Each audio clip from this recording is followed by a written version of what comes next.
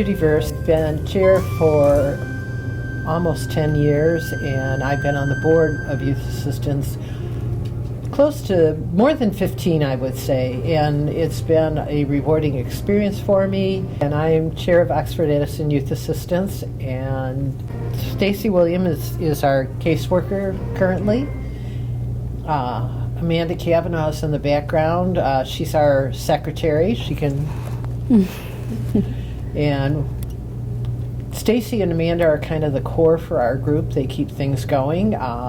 We have a board of directors that has a representative from each local community that sponsors us. Currently, we're looking for more board members. You do not have to be in a position, elected position in the community to be part of it. We're hoping to increase our board so that we can get more help with what we do. Basically, we're trying to help the kids in the community. Stacy sees families daily. Hi, I'm Stacy Williams. I'm the caseworker here at Oxford Edison Youth Assistants. I provide short-term counseling and case management for families that live in the Oxford community schools. I provide referrals get submitted to our office for a variety of different ways. Our main referral sources are parents, the school district, and the police departments or prosecutors. A parent might receive our services if their child is having behavioral concerns at home, maybe struggling with some mental health concerns, anxiety or depression, and they need to help navigate the mental health field and provide more tools to help their child at home or in the community. The school district is our biggest referral source. They provide referrals to us for a number of reasons. The main one that we receive is prevention. So they're seeing a child struggling academically, behaviorally, and just want to be proactive in getting that family or that child the support that they need before it escalates into bigger issues. School incorrigibility and school truancy are some of the other ones. So that might be if a child is having chronic behavioral issues at school, breaking the code of conduct, or chronic attendance issues. And then we work with the local police departments, the Village of Oxford and Oakland County Sheriff's Department, and the prosecutor's office at the Oakland County Circuit Court for referrals for diversion program. And what that means is that a child has allegedly committed a crime, and rather than getting them involved in the court system, they will divert to us, and we will do an educational program for them. So once a family gets a referral from us, we reach out and try to engage the family, and we do an individualized assessment on each of the child or the family to see what services best fit their needs. We here at Oxford Edison Youth Assistants does provide short-term counseling and case management. So we develop goals and objectives for the child and the family to work on over a period of time. Our services are voluntary, so families don't have to participate in us. We're just another resource for the community to get the kids the help that they need. And if there are services that we can't provide here within our organization, we can connect families to local resources, whether that is long-term counseling, agencies that can help financially with rent or past electricity bills, as well as food and clothing insecurities. And so how about the cost? Is there any cost involved? There is no cost. Our program is completely free. And then you also have camps and skill building programs here. How does that work? Yes, so our board of directors, they meet on a regular basis to provide opportunities for families in the community to participate. So they do not have to be a caseload family or be referred to us to receive and participate in the programs.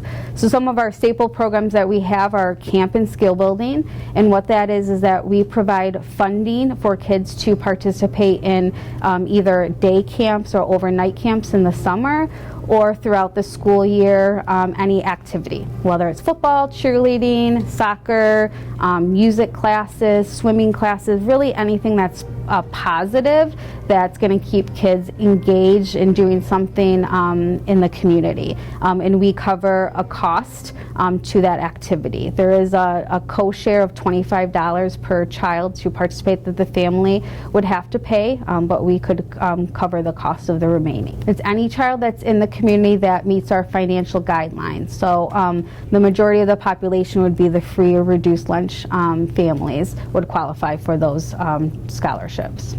And the children that are referred here through either the courts or the police or even the community, what does that program look like for them? It's really individualized to those families.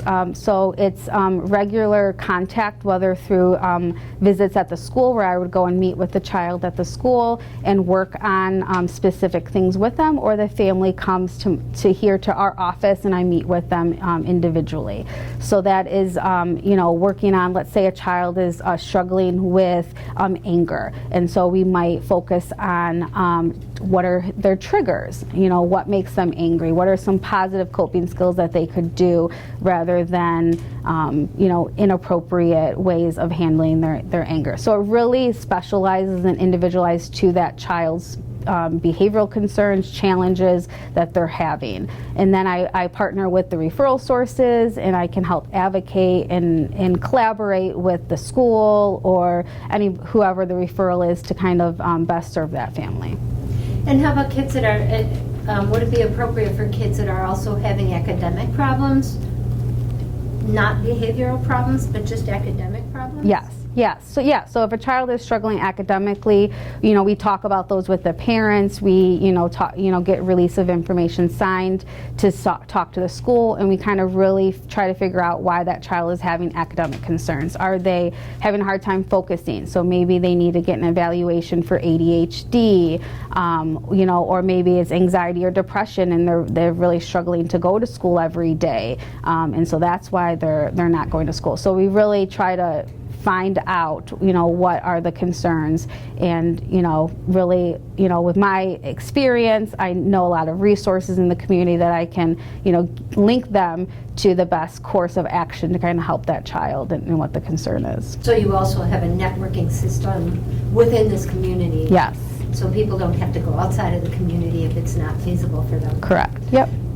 So as far as the assessment is concerned, do you do the ADHD or ADD assessments or autism spectrum assessments, or do you refer them? We refer them out to agencies that specialize in those assessments. So I do a basic family assessment, gathering information on the family dynamics, past history, trauma, their past experience with the mental health field, any police contacts, their educational background. So it's really gathering information from the family and that child, and then if they have been previously in therapy, getting a release to information and speaking to that therapist directly to kind of gather more information to kind of best how I can serve that family. Do this. Yes. So we are a tri-sponsorship.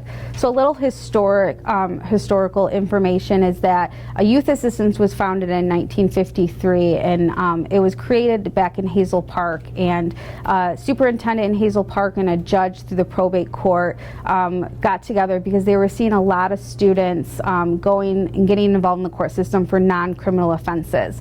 And so they're like saying, what is going on? Why is a child that has maybe a history of neglect and abuse getting involved into the court? And so that's when that tri-sponsorship was formed to really service and fill those gaps to keep kids out of the court system. And so 10 years later, Oxford Addison Youth Assistance was founded in 1963, and the sponsorship is made up of the Oakland County Circuit Court Family Division. That's where I'm employed, so they provide a professional caseworker and all of our local offices to provide the short-term counseling and case management. So there's actually a youth assistance in every school district to serve those populations. And then the Township of Oxford, the Village of Oxford, the Township of Addison, and the Village of Leonard make up the municipalities in the community, and then the Oxford Community Schools are our last sponsor. So each of them contributes to our operational costs. So the focus of that sponsorship is for us to run our nonprofit. So it covers the cost of our paid part-time secretary, the overhead to be able to run the nonprofit. Yep. And then for the programming aspect is is done by grant writing, fundraising, and donations from the community to help run and fund our programs. So if somebody from the community wanted to do some donations or trust funds, how do they do that? How do they make sure it goes to Oxford? Yeah,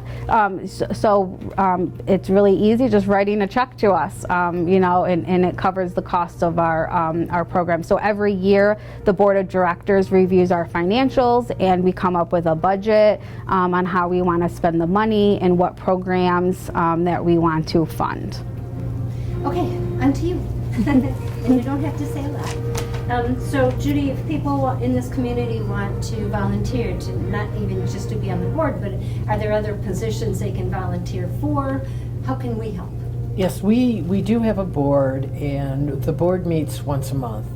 And at that meeting, we usually discuss what we plan on doing for the upcoming year. We also have what we like to call task volunteers, so that when we have an event come up, they can volunteer to help us with that event.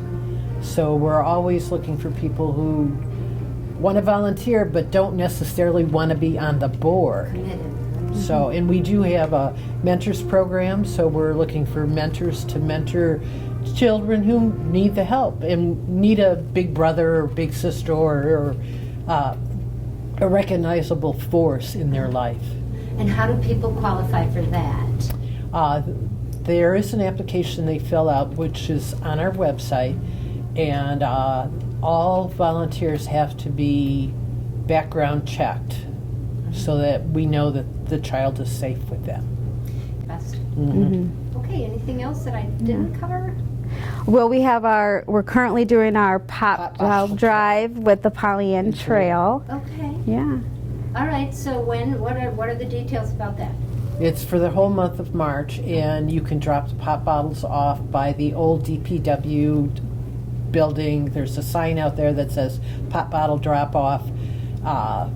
It's behind the police station in Oxford, and that will be going on for the whole month of March. Last year, we made $5,000 between the two groups that we split for $2,500 apiece. This year, we're hoping to do 10,000. That's a lot of bottles, so if anybody wants to drop off, that would be greatly appreciated. That really helps us fund a lot of our programs. Okay, thank you. Okay, bye. Bye. Okay.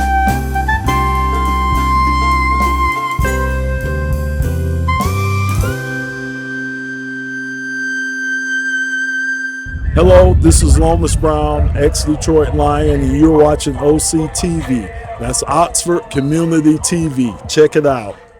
So today we're excited to be back at Oxford High School presenting our Financial Reality Fair.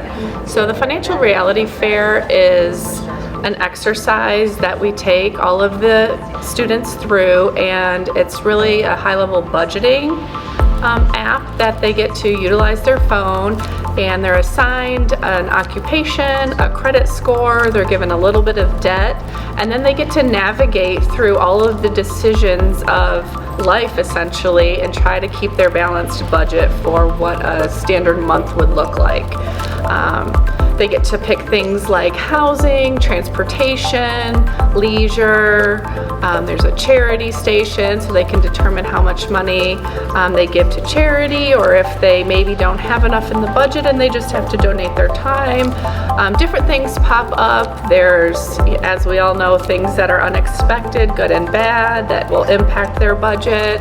So they have all of these things coming at them as they're navigating all of the stations, and at the end is obviously we're trying to get them to balance that monthly budget. Get forward, how much you want to set aside for that, and then based on which one you pick, I'll give you a code. Hey, put your bags over there. Okay. My name is Joe Fedorenchuk.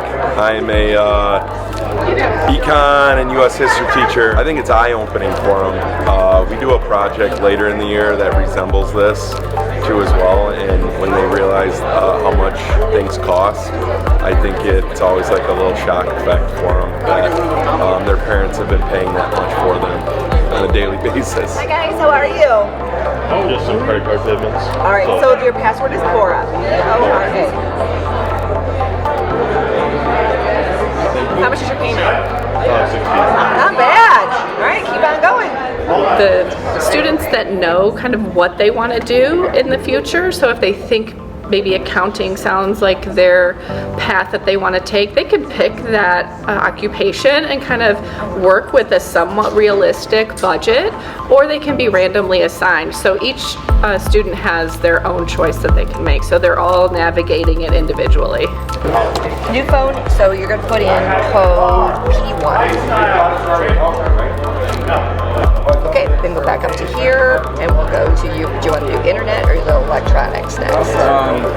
Internet, agreed. So, internet only. Try to focus on like the economic classes, or if the school has like sometimes they call them like money management, personal finance classes. We'll work with those teachers to kind of coordinate that way and ensure that all of the students are at some point able to attend this type of a fair. So usually I think we're focusing on like juniors and seniors typically. I love when we get an opportunity to get the kids out of the classroom, moving around, interacting. I just think it's a huge positive for them. The kids love it. They're very engaged. I've never had a class come down here with their people and they're just kind of not engaged. They're always smiling, laughing, engaged with people here. I love today. I love doing this. I love that they come in. I'm very grateful and thankful. And overall, I mean, I would recommend this to many other schools around.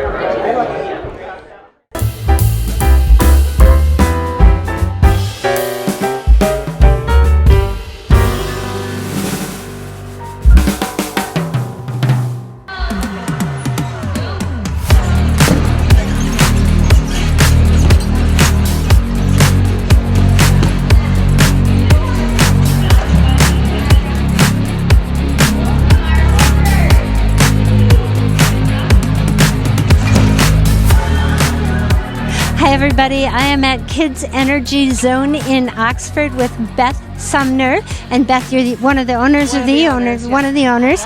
So before we get into all the heavy duty interviews that we're going to do while we're here today, give us an overview of a 30,000 foot view of what, Okay. Well, first of all, happy St. Patty's Day. That's right. Luck of the Irish to you. And welcome to the Energy Zone. We do a lot here. We teach instructional gymnastics and instructional ninja. We also have kinder music here. We have a really large preschool gymnastics program as well, and we have a 100-member competitive team. You're seeing a slice of them right now practicing in back of me. So you have different instructors per group, right? It's not just one person doing it all. Oh my goodness, yeah. I think we have about 50 employees, 50, not full-time. You know, a handful of those are full-time, and a lot of them are part-time. But yeah, to coach a team takes a very unique skill set. You've got to have probably, multiple years of training in gymnastics, plus multiple years in coaching. So we've got, I'm not sure, maybe 8, 9, 10 team coaches, maybe actually 12 team coaches. And then we've got a lot of different instructional, gymnastics instructors, and we have several ninja instructors. And then with our kinder music program, and we do birthday parties here too, and summer camps. So all those are kind of mostly separate staffs with some overlap. Yeah.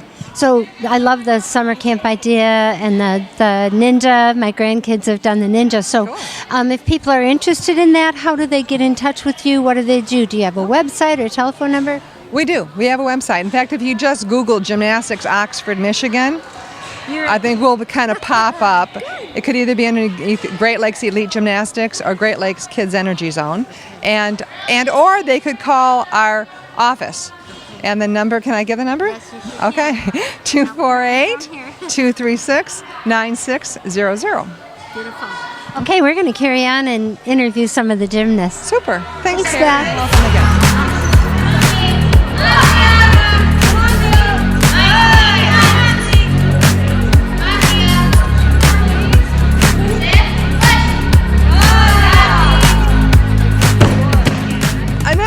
I was just wondering if you could tell Oxford a little bit about your competitive program here. Absolutely. So our competitive program, we have levels ranging from level 3 all the way up to level 10. We have an Excel program. We have levels bronze all the way through diamond. Our teams have been extremely successful this year, both individually and as teams, of course. We're actually heading into our championship season right now. So they're heading off to state meet, and if they qualify as level 6 through 10s or gold through diamond, they can qualify at state meet to go to the regional meet, where they compete for the state of Michigan against 5 other states. So it's pretty cool. Yeah, it's really been quite a fun year. So can you say a little bit about what type of commitment or practice hours that are needed to compete at the level that we were just kind of watching, which is our optionals program? Yep, so our optionals actually practice 5 days a week, typically 4-hour practices. So 4 times 5, that's a lot of time. You know, they spend a lot of time in the gym. They have to take very good care of their bodies, their brains, mentally. It's physically demanding, it's mentally demanding on them. So it's a lot more than just being in the gym. You have to be mentally on top of things and making sure that you're fueling your body with the proper food. All right, thank you. Now there's 2 gymnasts we want to feature today a bit. One is Milena Maxwell, and she just competed at what meet was that again? Coastal Classic in South Carolina. Okay. And what was very unique about what happened down there?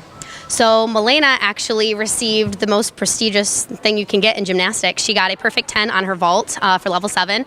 There was about 2,500 girls at this meet, and out of all the developmental program gymnasts, she was the only one to get a perfect 10. So that's a very prestigious thing for her to get, and we're beyond thrilled for her.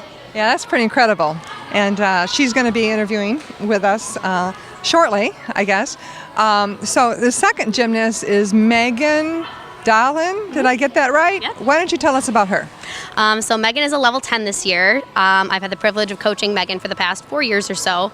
She was approached by a college, probably last summer or 2 summers ago, to come up to their camp. It was invitation only, and she received an invitation to go work out with the team, meet the coach, and then from there was invited to a lunch where it kind of transpired later on into offering her position to further her gymnastics career in college. So that was really exciting. Yeah, that's super exciting. I think if my memory serves me correctly, Megan is the first gymnast from our gym to compete at a collegiate level. So that's pretty cool. So those are 2 huge landmarks for us. So is there anything else you want to say? Not that I can think of.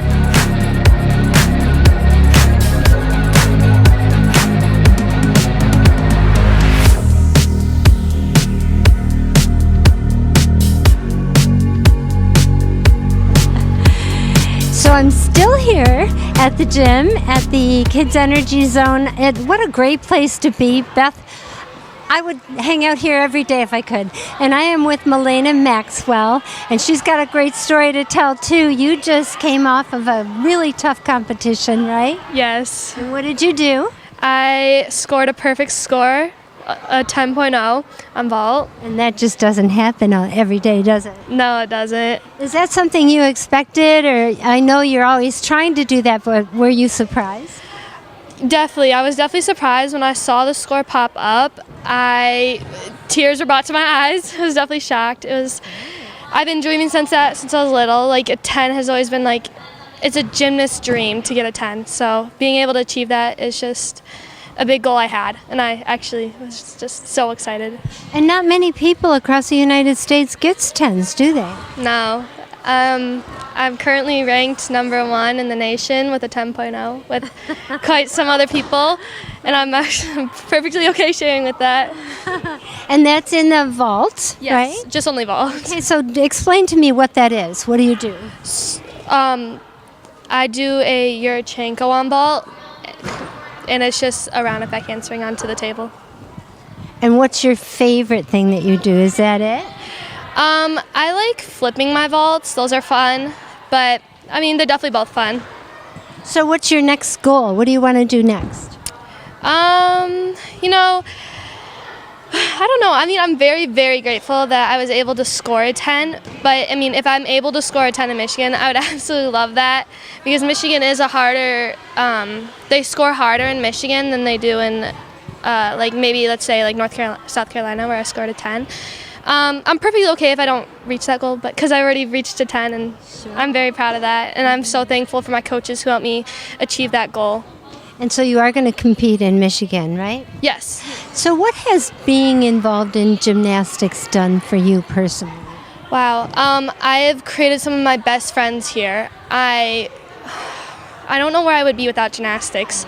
If I didn't have my teammates, I mean, sometimes, you know, like, I can't explain how much I appreciate them and how much I appreciate this family I have built here. Well, I started gymnastics when I was 4. I started actually in the rec classes here, and I'm going strong. I'm now 14. I was started before, so I've been going about 10 years, and I'm still going. And where do you think this is going to take you? How long will you be involved, do you think? I hope all the way to college, because I want to continue the sport that I love and I've grown with, and just this sport has built me to be who I am and has dedicated me. And I think you're a fine young lady. Thank you for talking with us, and congratulations. Thank you.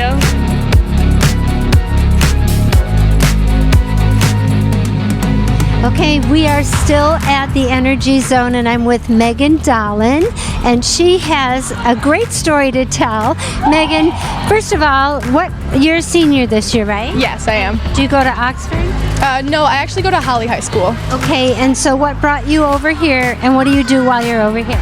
So originally I was following Annette here because she was my gymnastics coach for 4 years, and then I just continued here, found all these great coaches and everything. So. And what are you competing in? Annette mentioned that this is a competition season. What do you do? I typically am an event specialist, and I compete on beam and floor.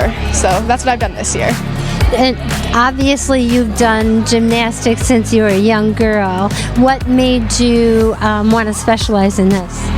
Well, these were kind of the 2 events that I progressed fastest with and best with, and I've always found them so entertaining and fun because these are the events that I get to show off my personality along with my skill. Oh, and what's your hardest event? My hardest event is probably bars for me right now, so. Yeah. And so what has being a gymnast, what has that done for you on a personal level throughout your life, and how does it challenge you? I feel like it has really taught me to be just an encourager, a team worker, and basically helped me find my voice in this sport, and it's really helped me grow as a person and as an individual with the help from my coaches and teammates. So. And so now you're going to go, you've accepted this offer from the college. Tell me what college it is. It's the University of Wisconsin-Eau Claire. How did they find you? I reached out to them first because that's typically what you do in gymnastics. I sent them an email, and basically she continued talking with me from there, and we got to the point where she offered me a spot. So, how did you qualify? What made them interested in you and what you can bring to their team? Well, I mainly brought my skills and great technique on beam, and she's also noticed some of my potential on bars. So she's been really looking forward to seeing how I progress there, and looking forward to that. Yeah. And so that will be next year, right? Yes, that will. And what do you want to do with this entire career? What are your goals when you become an adult and when you finally graduate from college? What do you want to do? I want to be a lawyer, so I'm going to spend a lot of time in school. Well, so do you think the personal success that you're gaining through gymnastics will you bring that with you through becoming a lawyer? I think I definitely will. I think definitely the ability for me to work with others, to speak up for others, especially when they're down and upset, I know how to help them through that all. So I want to do that in my career too. And you really have to dig deep to be able to accomplish this. Not everybody can do this, right? No, there's very few. I actually looked it up a little bit earlier, and there was only 1,500 level 10s in the whole United States in 2016. So. Well, congratulations and much luck to you in the future. And come back and talk with us, would you please? Yes, of course. And show us your play.